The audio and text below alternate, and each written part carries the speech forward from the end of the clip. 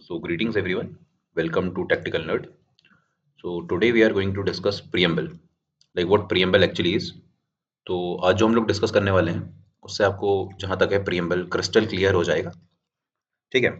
तो we'll be discussing what preamble actually is, right? So preamble हम लोगों ने यूएसए से अडॉप्ट किया हुआ है, यूएसए के अमेरिकन कॉन्स्टिट्यूशन से अडॉप्ट किया हुआ है. ठीक है. तो preamble, what preamble is basically? Preamble जैसा कि इंडेक्स होती है ना, बुक की इंडेक्स होती है, उसमें आपका कंटेंट होता है कि what this book contains, right? So this is the index of the Indian constitution, right? So इसमें जो वैल्यूज हैं जैसे कि sovereign, socialist, secular, democratic, republic, तो ये सब क्या है? ये सब हमारे कॉन्स्टिट्यूशन में इम्बाइब्ड है. और this line, we the people of India, ये लोगों को अथॉरिटी देती है that they have design the constitution, right? So let's discuss about the Indian constitution now. अब इंडियन कॉन्स्टिट्यूशन जो है सबसे पहले आया था थ्रू ऑब्जेक्टिव रेजोल्यूशन. अब ये ऑब्जेक्टिव रेजोल्यूशन क्या चीज है? ऑब्जेक्टिव रेजोल्यूशन जो था, this was brought by Jawaharlal Nehru. ठीक है. जैसा कि आपको पता है कि हमारा जो कॉन्स्टिट्यूशन था, जो फर्स्ट कॉन्स्टिट्यूएंट असेंबली की जो मीटिंग थी, वो बैठी थी 9 दिसंबर 1946 में. और 13 दिसंबर को, रिमेंबर, ठीक है, 13 दिसंबर को जवाहरलाल नेहरू कॉन्स्टिट्यूएंट असेंबली की मीटिंग में फॉर द फर्स्ट टाइम लेके आए थे ऑब्जेक्टिव रेजोल्यूशन. तो ऑब्जेक्टिव रेजोल्यूशन एक बेस था, बेस, ठीक है, जिसके वैल्यूज पर, जिसके आइडियल्स पर हमारा जो कॉन्स्टिट्यूशन है वो आगे को फ्रेम होगा, या कॉन्स्टिट्यूएंट असेंबली की जो मीटिंग्स है वो बैठेंगी और वो उस चीज पे डिस्कस करेंगे कि हमारा कॉन्स्टिट्यूशन दिखेगा कैसा, हमारे कॉन्स्टिट्यूशन में क्या कंटेंट होंगे, right? So this was all about the introduction to of preamble और objective resolution to the Constituent Assembly of India, right? So there are certain comments on the preamble, right? So एक ID card of Indian Constitution बोला है, ID card of Constitution preamble को बोला जाता है. This was said by N.A. Palkhiwala. And the other thing is political horoscope of Constitution, right? So this was said by K.M. Munshi. They both were the members of the Constituent Assembly of India. तो अब हम text पढ़ेंगे preamble के. So our preamble says, we the people of India have solemnly resolved to constitute India into a sovereign, socialist, secular, democratic republic. ये जो words हैं इसको हम लोग अभी डिस्कस करेंगे कुछ टाइम में, पर्टिकुलरली जैसे सॉवरेन है, सोशलिस्ट है, सेक्युलर, डेमोक्रेटिक, रिपब्लिक, हर एक वर्ड को हम लोग डिस्कस करेंगे कि ये है क्या चीज एक्चुअली, ये मीन क्या करते हैं, ठीक है. And to secure all its citizen, justice, जो कि 3 टाइप के हैं, ठीक है, liberty of thought, expression, belief, faith and worship, ये 5 टाइप के हैं, ठीक है. Equality of status and opportunity, 2 type, ठीक. फिर बात करेंगे फ्रेटर्निटी क्या होता है, assuring the dignity of the individual and the unity and integrity of the nation, ठीक है. ये हम लोग सब कुछ अभी डिटेल में डिस्कस करेंगे. इन आवर कॉन्स्टिट्यूएंट असेंबली, देखिए कहाँ पर इसका फॉर्मेशन हुआ है, कॉन्स्टिट्यूएंट असेंबली में, राइट? तो कॉन्स्टिट्यूएंट असेंबली के बारे में बात करेंगे, जो कि हम लोग कर चुके हैं ऑलरेडी, कि कब बैठी थी, ऑब्जेक्टिव रेजोल्यूशन कैसे आया था, राइट? तो constituent assembly was nothing but it was a body of people who framed the constitution, right? This 26th day of November 1949, note it, this is very important. 26th day, इसका मतलब कि 26 November 1949 do hereby adopt, enact and give ourselves this constitution, right? तो ये जो date है, this is very important. तो 26 नवंबर 1949 को हम लोगों ने कॉन्स्टिट्यूशन अडॉप्ट किया था. और यहाँ पर एक चीज लिखा हुआ है, देखिए ऐसा नहीं लिखा हुआ है कि कॉन्स्टिट्यूएंट असेंबली ने किया था या गवर्नमेंट ने किया था, no, this is the source, we the people of India. So we the people of India have adopted this constitution. ऐसा नहीं है कि पर्टिकुलरली कॉन्स्टिट्यूएंट असेंबली ने इसे फ्रेम किया, उन्होंने ही इनैक्ट किया, उन्होंने ही मीटिंग करी, तो उन्होंने ही इसको पास किया, पब्लिश किया, नहीं. This is published by the people of India, right? This is very important. तो कॉन्स्टिट्यूशन हमको एक सोर्स देता है, this gives us a source of power, like we are the formers of the constitution, right? We have formed it, हमने formation किया है constitution का, sorry preamble का, as well as the constitution. So this is all together a great power with the people, right? सो अब हम इसके particular words के बारे में बात करेंगे. So first word is sovereign. Sovereign basically क्या होता है, ठीक है?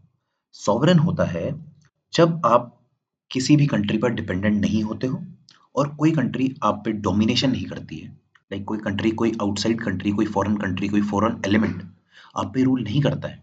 And you are independent to take your decisions on your own, that is called sovereign. ठीक है, अब बात करते हैं सोशलिस्ट की। ये सोशलिस्ट की अगर हम लोग बात करेंगे तो ये काफ़ी एक बड़ा टॉपिक है। दो बेसिकली वर्ल्ड में दो आइडियोलॉजीज थी, सोशलिस्ट एंड कैपिटलिस्ट। आप जानते होंगे कोल्ड वॉर के बारे में। तो जो सोशलिस्ट थे, it is more inclined towards the USSR, right. USSR की आइडियोलॉजी थी। कम्युनिस्ट कह सकते हैं, जो कम्युनिस्ट कंट्रीज थी उनकी आइडियोलॉजी थी सोशलिस्ट की। और capitalist is one of the ideology that is with the US and all.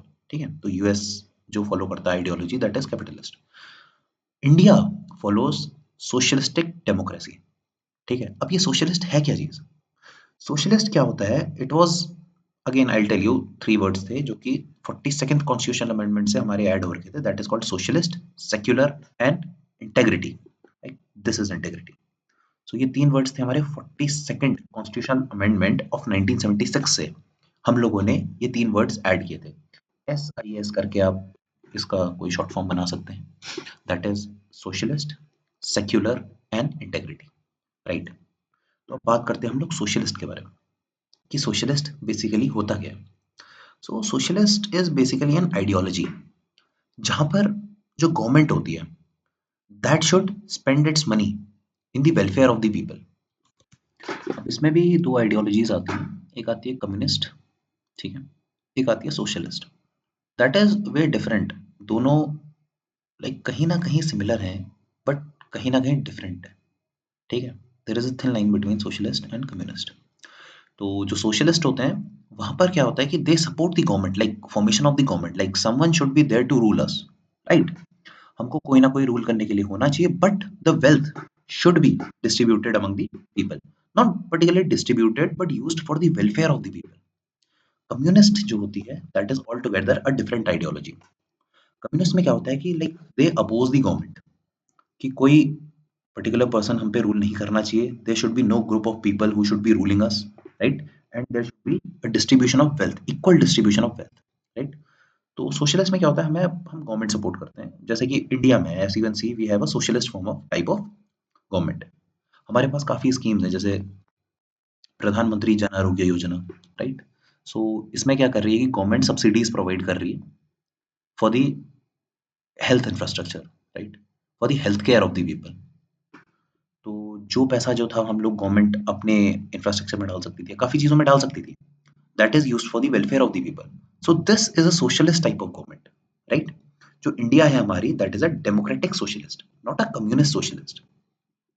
तो सोशलिस्टिक आइडियोलॉजीज़ ये हैं, ठीक है। तो सोशलिस्ट आपको होपफुली क्लियर हो गया होगा। Then we talk about secular. What secular actually is? Secular is धर्मनिरपेक्ष, राइट। दैट इज जब आप किसी भी एक धर्म को फेवर नहीं करते हो, आपके लिए सारे धर्म जो हैं दे आर इक्वल। और इसे भी हमने 42nd कॉन्स्टिट्यूशनल अमेंडमेंट जो कि 1976, रिमेंबर, ठीक है, इस टाइम पे इंडिया में इमरजेंसी चल रही थी, तो 1976 में जो 42nd कॉन्स्टिट्यूशनल अमेंडमेंट है, ये काफी इंपॉर्टेंट माना जाता है क्योंकि इसमें बहुत ज्यादा अमेंडमेंट्स हुए थे और होने भी थे, क्योंकि जुडिशरी हो या लेजिस्लेटिव हो, इनको थोड़ी पावर्स इनके पास कम थी, एग्जीक्यूटिव के पास बहुत ज़्यादा पावर्स थी। तो इन्होंने जो था काफ़ी ज़्यादा हम लोग के कॉन्स्टिट्यूशन में बहुत ज़्यादा अमेंडमेंट किए थे।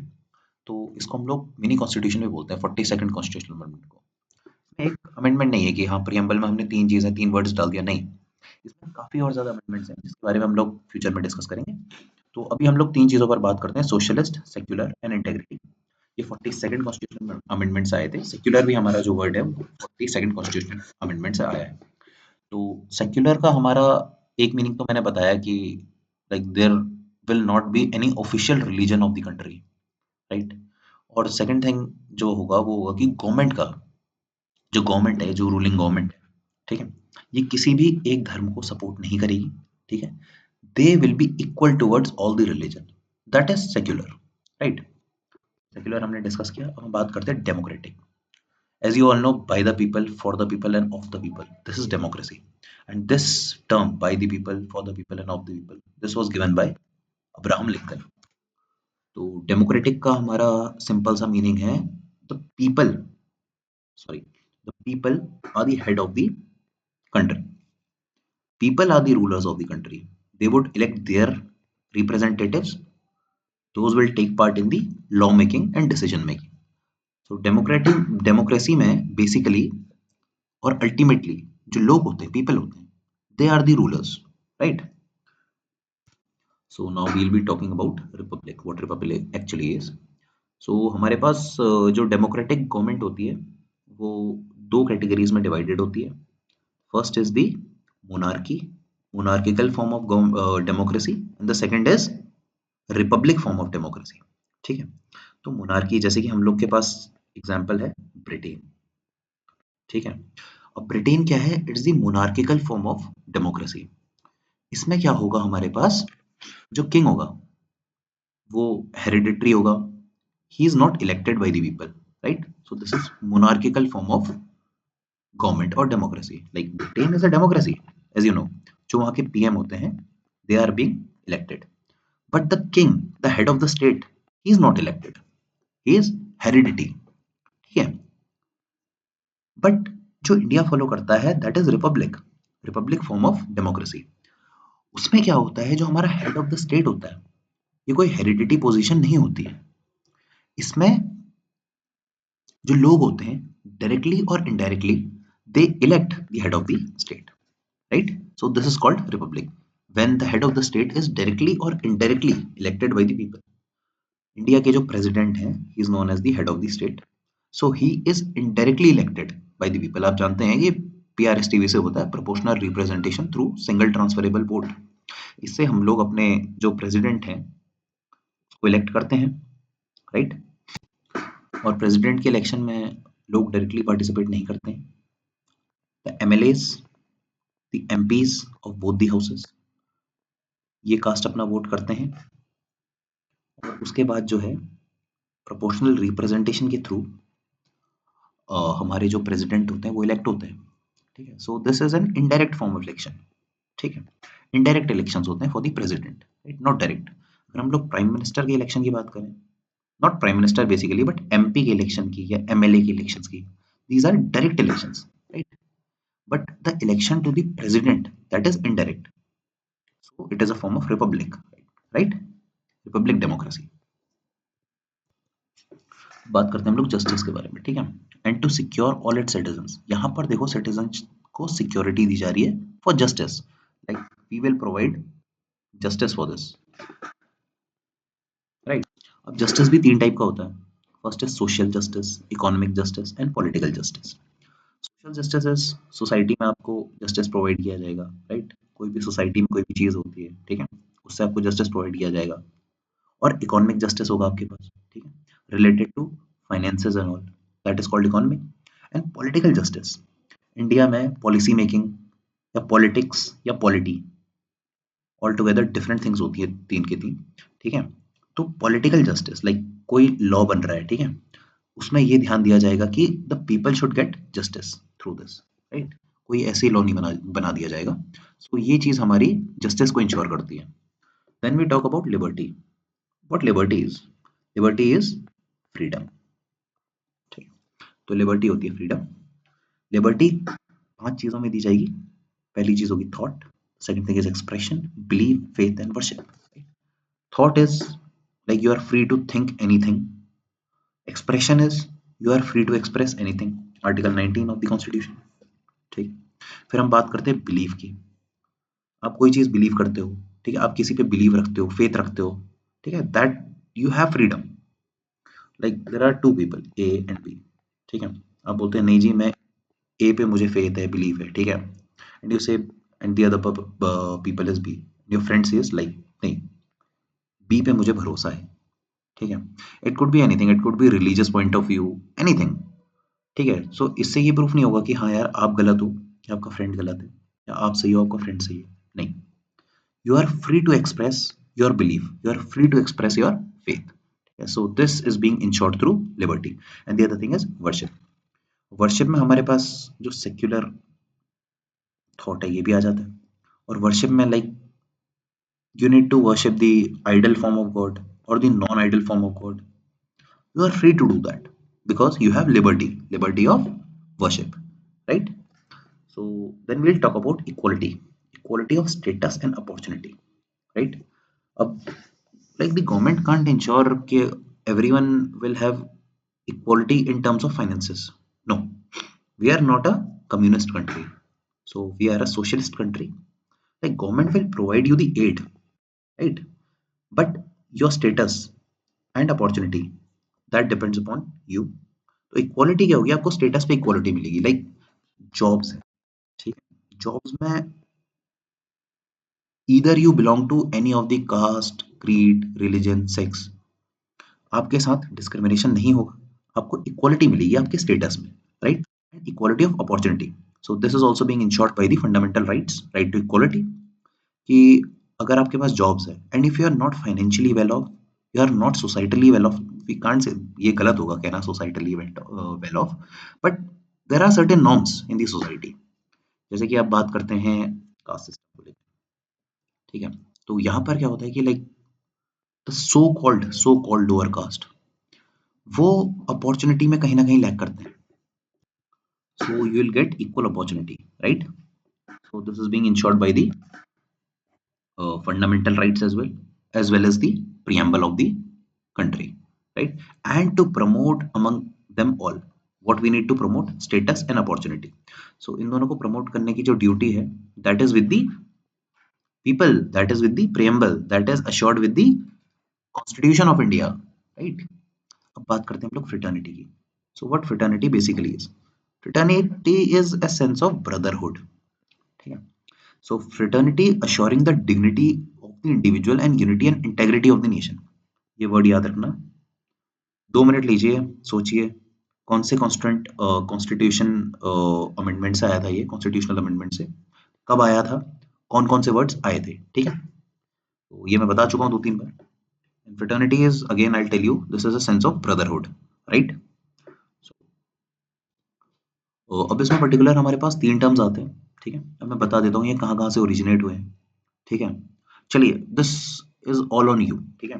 पॉज कीजिए वीडियो, 2 मिनट लीजिए और एक चीज मुझे बताइए, मैं 3 वर्ड्स बताता हूँ आपको, लिबर्टी, इक्वलिटी एंड फ्रेटर्निटी, ये 3 वर्ड्स हैं, वेरी इंपॉर्टेंट. ये बहुत इंपॉर्टेंट रेवोल्यूशन हुआ था, वहां से ये 3 वर्ड्स हमारे पास आए थे. वो कौन सा रेवोल्यूशन था?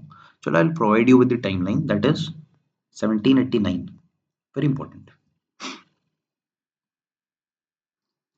3 वर्ड्स हैं, हम लोग जब भी ये 3 वर्ड सुनते हैं, लिबर्टी, इक्वलिटी एंड फ्रेटर्निटी, इसे वहीं से एसोसिएट करते हैं. सो पॉज कीजिए. So the correct answer is French revolution, ठीक? फ्रेंच रेवोल्यूशन से हमारे पास लिबर्टी, इक्वलिटी एंड फ्रेटर्निटी जैसे 3 टर्म्स आए थे, राइट? प्रियम्बल इनैक्ट हुआ था तो इसका जो प्रोसेस था उतना स्मूथ नहीं था, लाइक इनैक्ट हो गया था, बट एक बहुत फेमस केस आता है 1960 में. 1960 के आसपास क्या था कि हमारे पास डिबेट्स थी 2 पार्टीज के बीच में, ठीक है? पर्टिकुलरली एक सेक्शन ऑफ पीपल थे, वो बोलते थे कि preamble is a part of constitution. दूसरा सेक्शन जो था वो बोलता था preamble is not a part of the constitution.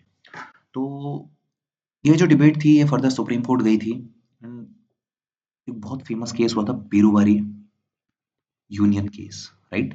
ये हुआ था 1960, ठीक है? तो काफी कुछ सुनने के, जैसे सुप्रीम कोर्ट में काफी कुछ बोला गया था. तो पहला तो बोला था कि हम लोगों ने जो चीजें अडॉप्ट करी हैं, ठीक है, वो प्रियम्बल को ध्यान देते हुए करी हैं. कॉन्स्टिट्यूशन में हमारा जितना भी चीजें इंश्राइंड है, that is keeping the preamble in mind. तब हम लोगों ने उसे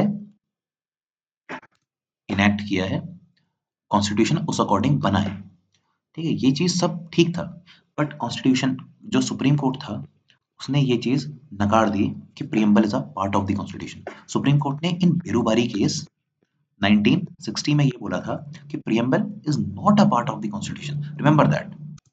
फिर ये डिबेट्स काफी टाइम तक चले, काफी सालों तक चले. फिर एक बहुत famous judgment, that is the Kesavananda Bharati case.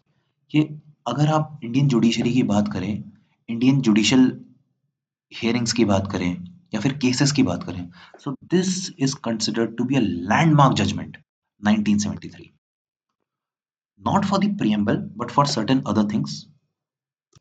Like Kesavananda Bharati से हमारा बेसिक स्ट्रक्चर डॉक्ट्रिन आया था, ठीक है। दिस वाज वेरी इंपॉर्टेंट, इसको हम लोग कभी बाद में डिस्कस करेंगे जब हम केशवानंद भारती केस डिस्कस करेंगे। बट अभी बात कर लेते हैं प्रियम्बल के केस में, केशवानंद भारती केस। तो केशवानंद भारती केस में सुप्रीम कोर्ट ने अपना जो पुराना डिसीजन था फॉर द बिरुवारी यूनियन केस 1960, इसको ओवरटर्न कर दिया था और बोला था कि preamble is an integral part of our constitution. तो इसमें जजमेंट निकल के आया था कि जो प्रियम्बल था that is very important for the constitution, और प्रियम्बल की वैल्यूज से ही हमारा कॉन्स्टिट्यूशन बना हुआ है। So preamble will be a part of constitution, right. अब कुछ चीज़ हमें नोटिस करनी पड़ेगी, कुछ चीज़ हमें डिस्कस करनी पड़ेंगी कि प्रियम्बल जो है, first of all, it is neither a source of power to legislature nor a prohibition upon the powers of legislature, ठीक। So this doesn't give a source of power to the legislature. Preamble को आप ऐसा नहीं कह सकते कि like this gives us a source of power. Of course it gives us a source of power, but to some extent. It's not like you can claim justice through the preamble, like preamble में हमको justice बोला गया है कि हाँ justice या liberty बोली गई है, but in certain things government can restrict it, right? So this preamble is non-judiciable, justiciable, sorry, this is non-justiciable. You can't seek justice, uh, like you can't approach the court on the enactment of the preamble, ठीक है। आप इसमें court नहीं जा सकते अगर कोई चीज़ violet हो रही है, वैसे तो होती नहीं है बेसिकली, बट कोई चीज़ इन केस वॉयलेट हो रही है तो आप उसके लिए कोर्ट नहीं जा सकते हो और इसके कोई सुनवाई नहीं होगी आप पे प्रियम्बल के बेसिस पर। लाइक फंडामेंटल राइट्स के लिए आप रिट्स इशू करवा सकते हैं, आप कोर्ट जा सकते हैं क्योंकि that is your right, those are absolute and justiciable, ठीक है। But the preamble is not justiciable, इसके लिए आप कोर्ट नहीं जा सकते, इन्फोर्स नहीं किया जा सकता इसको कोर्ट के द्वारा। तो अब बात करते हैं अमेंडेबिलिटी ऑफ द कॉन्स्टिट्यूशन, कि कैन प्रियम्बल बी अमेंडेड और नॉट। जैसा कि आप जानते हैं कि 42nd कॉन्स्टिट्यूशनल अमेंडमेंट से हम लोगों ने प्रियम्बल को अमेंड किया था और तीन चीजें हम लोगों ने ऐड करी थी, सोशलिस्ट, सेक्युलर एंड इंटेग्रिटी। ये तीन चीजें हमने 42nd कॉन्स्टिट्यूशनल अमेंडमेंट से अमेंड की थी, लाइक प्रियम्बल को अमेंड किया था और ये चीजें ऐड करी थी हम लोगों ने प्रियम्बल में। बट पहले ऐसा नहीं था।